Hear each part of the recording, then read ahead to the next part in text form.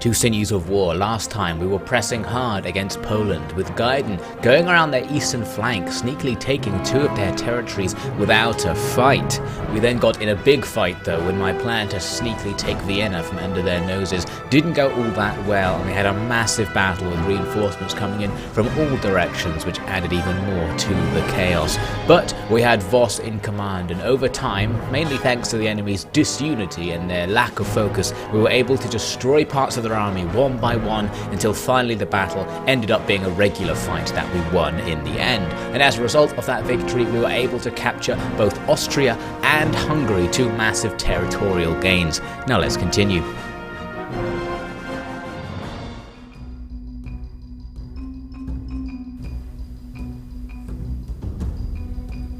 Director General, a pleasure. Ah, Mr. Voorhees, the new blood as it were. Have a seat. First off, let me assure you that I'm not going to relieve you of your command. Well, thank you, but I hadn't expected that you would. Oh, you thought no punishment was in order for breaking the company charter? Especially now that there's a man who actually has his hands on the wheel back in Amsterdam? With all respect, sir, it was the late Lord Nassau that made those decisions, and you were appointed to command in his stead without my permission. That's reason enough to discipline you. But men who the common boots appreciate are rare, so I'm prepared to let you redeem yourself with future merit on this occasion. I am glad to hear that, sir. But in truth, I came here not on my own behalf, but that of the king. He's got you on a leash already? Didn't even get near the man. Impressive. No, sir, he just provided me with a new company charter. Here, a new charter? He's just going to change the charter without even consulting me. That's what kings do, sir. Oh, shut it. Of course they do, but I thought this one would flounder just as hopelessly as the stadtholders once the sheen wore off his new crown. So what is all this then? What did they change? The mandate is rather more strict. In essence, our goal is not only to manage our territory and trade, but to actively conquer as much of the Americas as we can. And I suppose he gives me permission to just invade other sovereign powers with no cause other than he told me so. Actually, yes, sir. Oh, I don't know what to think about that. I think we should be happy. We have the strength to make the new world ours. No. We have the strength to make the new world his.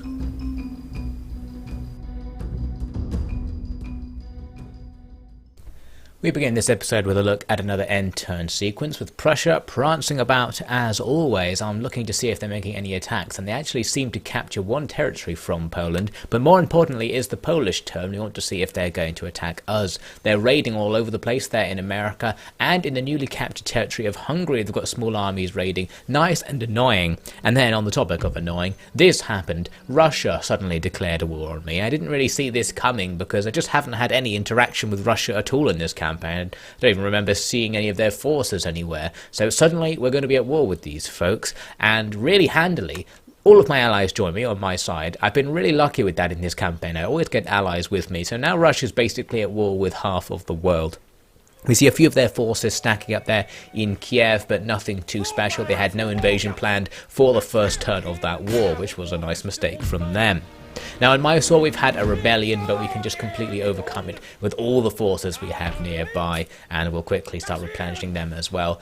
That allows Mysore to now be stable public order-wise, so hopefully we'll have no more rebellions. The plan here in India is to just constantly spam out more forces, train massive armies so that we can contend with one of the gigantic Indian powers, probably the Maratha Confederacy, since they surround us right now. You can see here that Costa is gaining loads of positive traits as a result of all these victories he's been winning. And he's actually turned into a pretty decent general. He's lost the trait of being cowardly. He's still a drunk, but otherwise he's a very skilled commander, so he's good at what he does. The fact that he's drunk probably means he's still doing it badly, but he has loads of command stars at the very least, so that is handy. So soon we'll be ready to make those attacks on India, but right now we're going to focus on Europe because suddenly we have a new war. So I want to scope out the Russian situation. You can see that their border isn't massively long, their border with us, but when combined with the Polish border with us, we've got this massive hostile front now going right across Eastern Europe there, and we've only really got one army in there. We've got Gaiden defending the entire thing because the rest of our forces are nearer to the interior where the Polish forces are still a threat. So, seeing this situation, I pretty quickly decided upon a plan, which is basically we're going to get peace with Poland this turn, if we can. But before we go and ask them for peace, we're going to see if we can do any more damage. And one thing I really want to do is to take Transylvania from them, since that territory is in the middle of the territories I already own. So taking this will sort of even out our Eastern European holdings. Inside, not much. I don't have much to attack with either, but it should be possible to take that place. Got these militia hanging around who can go and join the attacking force, giving us a small advantage. So we'll need to fight that battle in a minute, but first I wanted to see what else we could potentially do against Poland. I noticed that Gaiden from his position here can actually go all the way to Warsaw, the Polish capital, and potentially attack it. The only problem with that plan is it's got a massive garrison, so that could be a bloody battle, especially with the forts. And I want to keep Gaiden alive because he is going to be our frontline forces against Russia for the time being. So for that reason we are going to leave Poland's capital unattacked, even though we could potentially just go and steal it right now. So instead, let's go back to Transylvania and make this attack. The enemy has the infantry advantage. As you can see, they've got some actual line infantry, whereas we don't have any, just militia. But we have loads of cavalry, giving us a massive maneuverability advantage. So even though that balance bar is claiming to be even, I think in reality this is going to be quite easy. So in the fight, all I basically did was line up the militia to come and distract the enemy's line infantry to start with, get into a line battle, and then the cavalry can just swoop round from the flanks. So those militia that the enemy had not going to last very long against the cav at all. We'll just go and hack through them. My own militia aren't going to be very good at fighting the enemy's line infantry. That's the only problem with this plan. The enemy's line infantry can do fire by rank and are more accurate. My militia can't. So in terms of the actual gunfight, we will eventually lose potentially, but with the cav able to just maraud around, I don't think it's going to be a big problem. Some of the militia getting drawn into the melee there as well. I'm trying to keep my cavalry out of the way of the militia so that they don't get shot by friendly fire. And pretty soon we start to see enemy units routing from the melee pressure we're putting on them. And of course that means they're going to be quickly annihilated. So the balance bar, which isn't actually visible in the battles because of the user interface setup I've got, should be swinging in my favour if it was visible. One more unit there, I decided, you know what, let's just charge it with everything. Cavalry on both flanks and an infantry attack from the front. They rout before it even happens. Probably the right decision from those troops.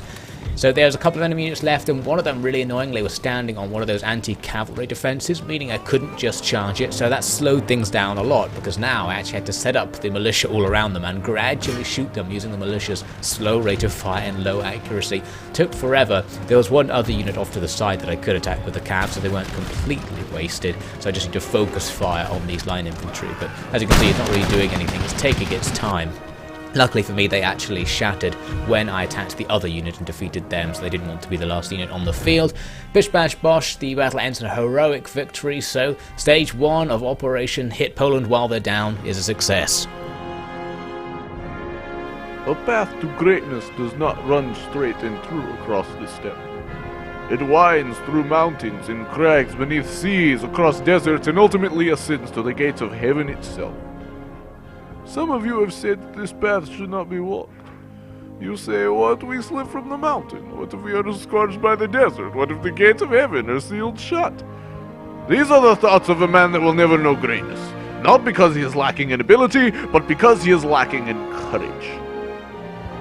These united provinces have walked the path I speak of for many years. I have watched as they achieved the unthinkable, while we sat complacent and let ourselves fall behind. But now I say it is time that we give chase, and show both heaven and earth the calamity that befalls any who oppose my empire.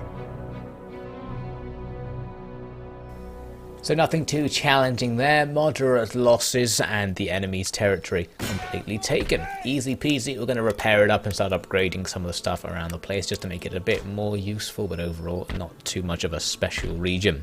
So phase 2 of our plan against Poland is going to be to take Upper Louisiana. Voorhees is on a mission to go and do that. He can't reach it right now, but because Upper Louisiana is only lightly defended, I can leave behind the guns who still somehow come in as reinforcements. The enemy refuse to surrender, which is probably a poor decision given how outnumbered they are. I'm going to lay down a cheeky save because I do not trust this auto-resolve one bit, but actually it turns out to be fine. So there we go, we've now unified Louisiana, and the Polish have already converted it over to Protestantism, which is very kind of them because it probably was Catholic before since it was owned by France. So very good, more territory taken from Poland, and now I'm going to go and try and make a peace deal. So I arbitrarily asked for trade and 10,000 in money, and they actually accepted that right away, so I probably should have even asked for more, but 10,000 is enough for now. We've achieved our objectives. We no longer have to worry about Polish forces, at least for now. We've got a cash reward to help us along the way. Now we can start focusing on Russia. So the only thing that's really stopping me right now, actually, from going to try and focus on Russia is the terrain of Eastern Europe. It's hard for me to actually get over there. There's no roads that go from the central part of Eastern Europe to the eastern part of Eastern Europe. So I have to take this dodgy mountain route just on the edge of my border with Poland there. Voss going to move out of Vienna, but you can see the public order is very bad, so now I'm going to have to try and scramble forces around to try and sort that out. Got it eventually. I realised another move I could make is to sail out with Elmunda to go and hunt for some Russian shipping. I can see a Russian trade route, so I want to go and see where it leads to.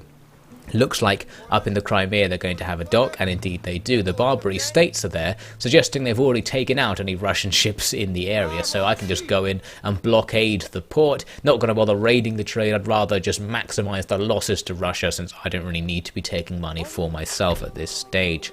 So we can also start moving towards the Ukraine with Gaiden. Going to send a rake in advance to try and scout things out, and then Gaiden's going to start moving up to the border. So far away it's going to take a couple of turns to actually get there, but Russia doesn't have any attacks pending, it seems, so it should be okay. Now I did find they had this fleet here in Madagascar doing some trading, so this potentially is going to cause an issue. I've got 3 ships here, not very much. All my shipping has been sent to the East Indies, so just a cursory force holding down in Madagascar. I had 2 more fleets prepared here in Ceylon, so I thought I'll send them in that general direction in case we end up in an engagement with that Russian fleet. But the real risk is that before those ships arrive, that Russian fleet will just go around and destroy each one of my individual ships. We've seen fleets doing that sort of thing before. So what I decided to do was combine them all together. This means I won't be making as much money off trade, but it just reduces the risk of that attack happening and my fleet being completely wiped out, so I decided it was probably worth the loss of money. So in the Russian turn, first we see massive forces building up in the Crimea, not sure what that's about, and then we see their 4th Rate and Zebek coming at my little trade group. The balance bar even, but the problem is we have nothing to contend with the 4th Rate. The nearest thing we have is a fleet, which is not as powerful and slower, but has a somewhat comparable gunnage, so if we get in really close and maybe blast the 4th Rate from behind or something, we might be able to take it out. The Zebek, obviously, less worried about that. It's actually a damaged Zebek. Most of its guns aren't even operational.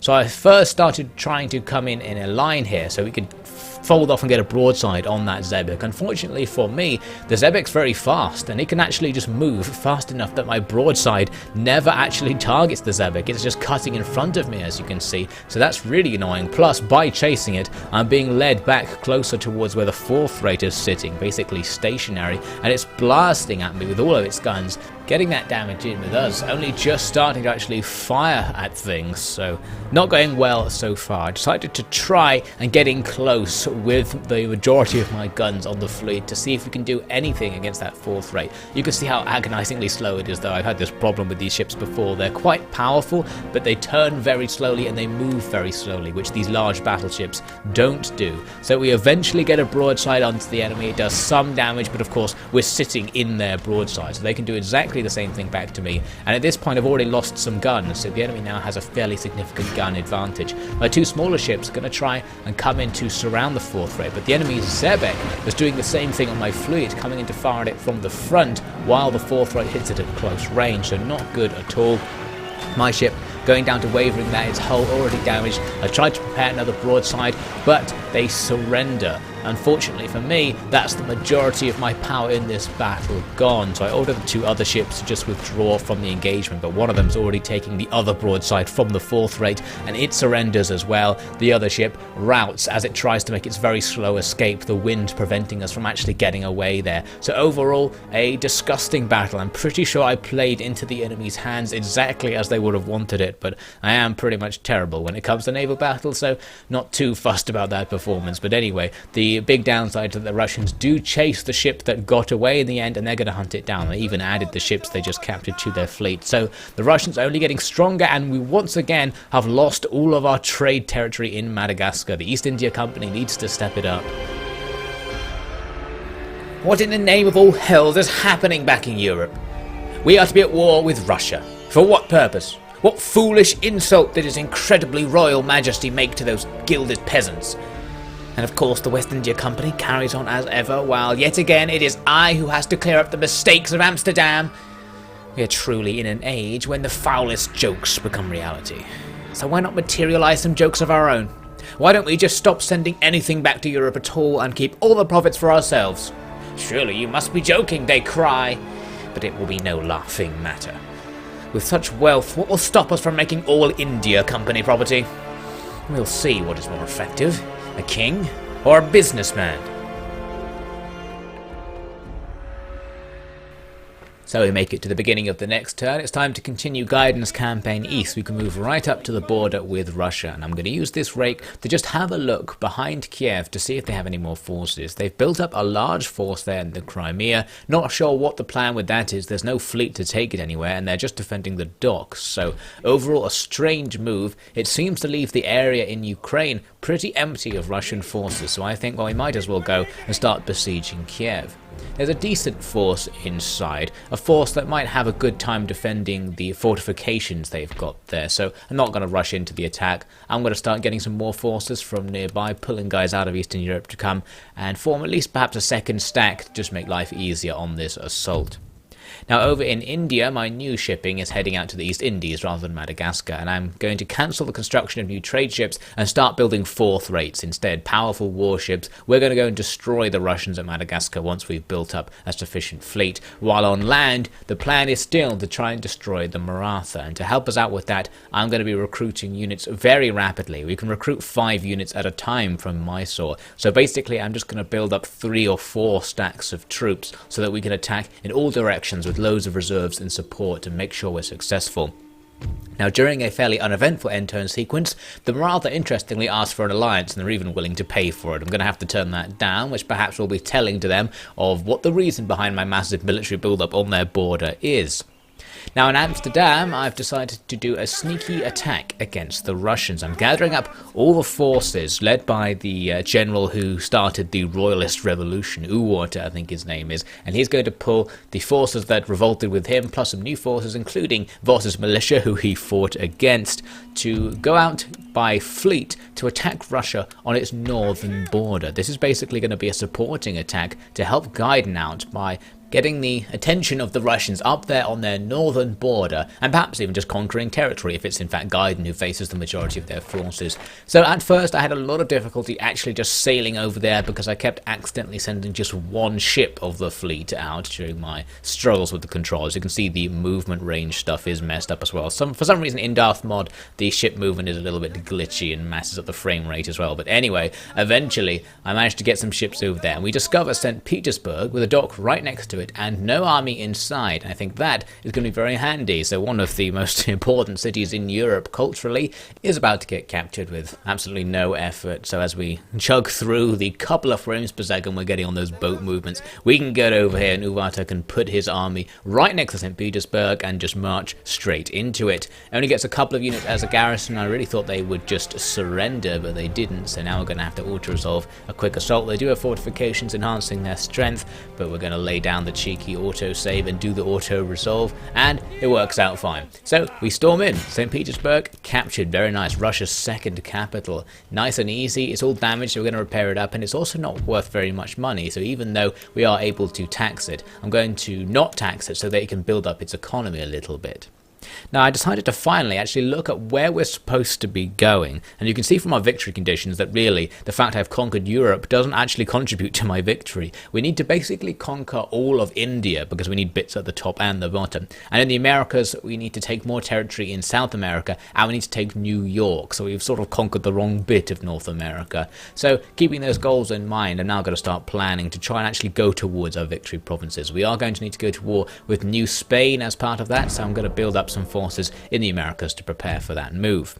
The Mughal Empire offer me the same deal that the Maratha had with the alliance and payment, which is strange, but we're going to reject their deal as well because we may very well ally with them after a war with the Maratha, but we're not going to commit to that right now.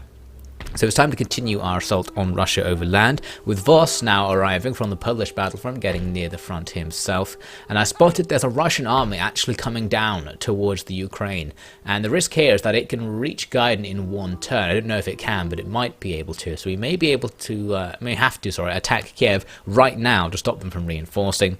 And meanwhile, in the Indian mainland, I'm recruiting a new general in order to support our forces. You can see I've put my forces around the border ready to make attacks. So we get this new guy, a pretty decent general. His name was Konstantin de Beer, I think. So he's actually pretty nice. Starting with 4 stars, he's definitely better than Costa was when he started. And we've built up a massive reserve now, so we're almost ready to start that war. Near St Petersburg, the Russians actually sent a few units to take back the port that I occupied when I landed, which seemed like a bad move because obviously my stack just destroyed those forces instantly, so they've just thrown a few units away. Very kind of them. And I'm also going to send over even more units to support that attack. Since the Russians aren't really strong up in that area, I thought if we actually put even more forces up there, we might even be able to just conquer down into their core. So I'm starting to prepare more forces for that. But before we do that, I am going to try and take Kiev, as I said. Now, it's possibly auto-resolvable, but since we are marching into Russia during winter, after all, I wanted to try and keep Gaiden's forces as alive as possible, so we're in great condition to fight that stack that's coming down and any more forces that appear. So because of that, I'm going to try and make a very careful and safe fort assault if the game doesn't glitch out this time.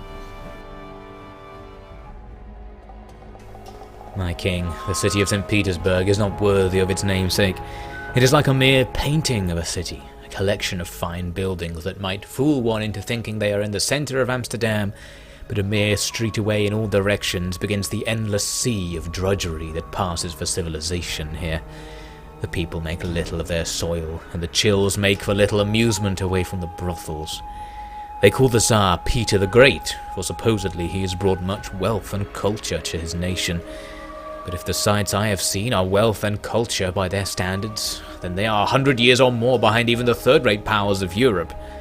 I think I see the secret to the longevity of the Rus. They are simply not worth conquering.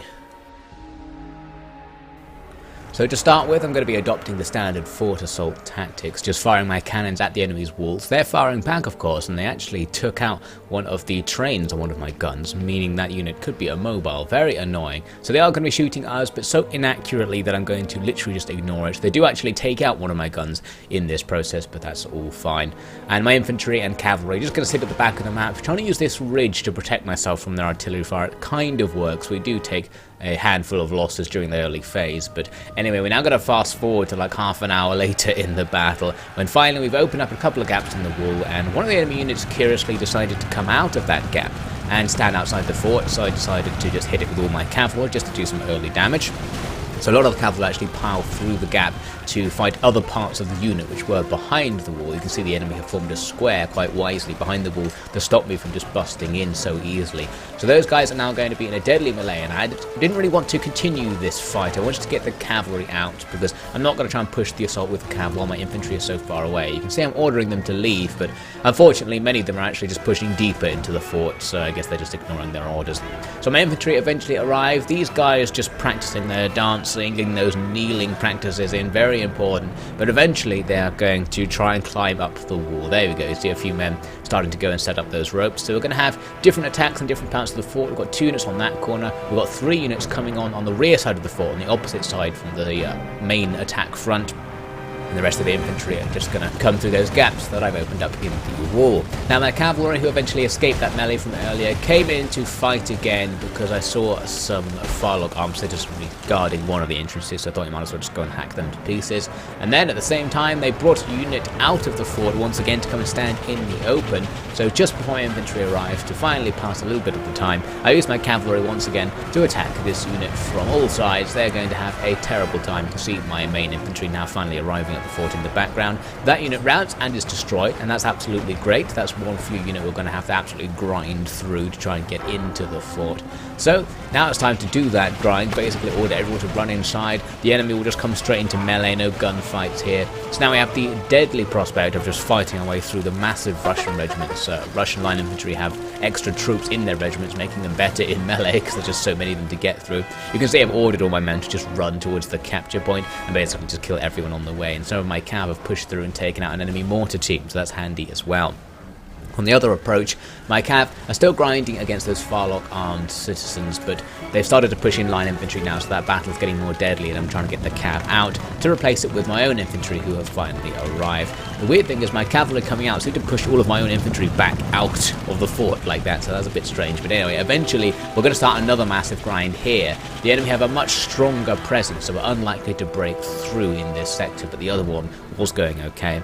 The troops have climbed up the wall, hopefully should be able to help out with that. What I'd initially intended for this is that they would shoot down from up here into the enemy's infantry, and I thought they would do it automatically, but I think you have to actually give orders, otherwise they just stand there whilst they wait for the climbing, and they're doing their dancing practice again. Overall, they're not helping right now, but eventually I'm going to notice they're not helping and get them into action. The other attack on the other side of the fort, getting going now as well as my troops swarm in. Gonna be another bloody grind because the enemy have line infantry up here, so we're gonna have to fight our way through them, and there's no real point to this. It's just a distraction to stop the enemy from going down to the capture point. That's my main objective. Some cavalry eventually make it there and kill the enemy's general, who was among their mortar team, so that's great.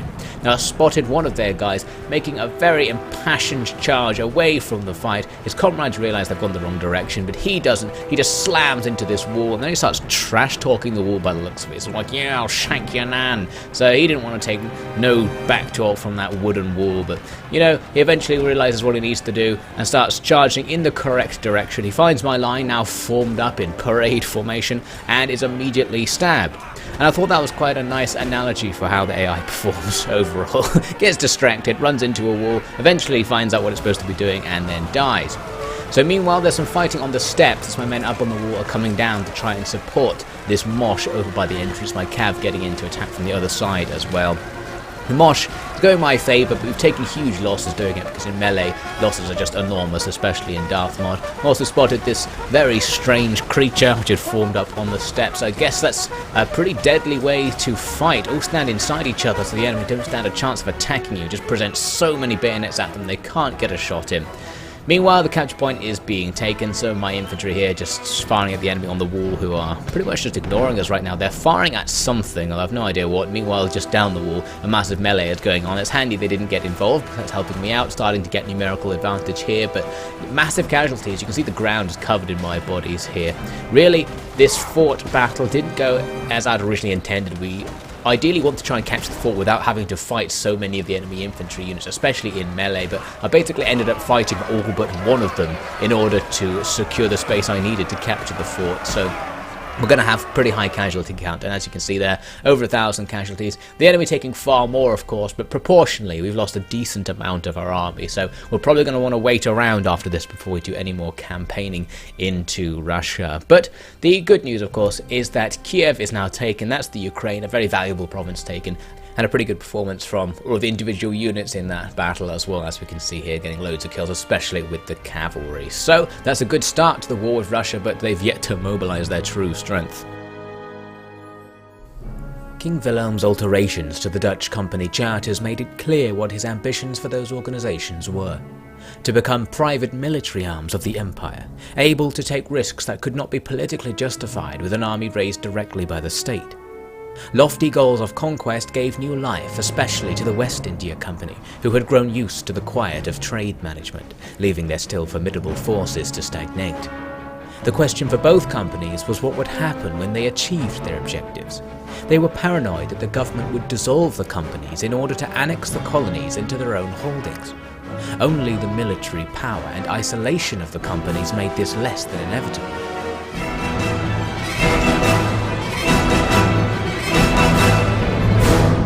Thanks for watching. The situation on our eastern fronts is going to get very hot very quickly in the next episode of Sinews of War.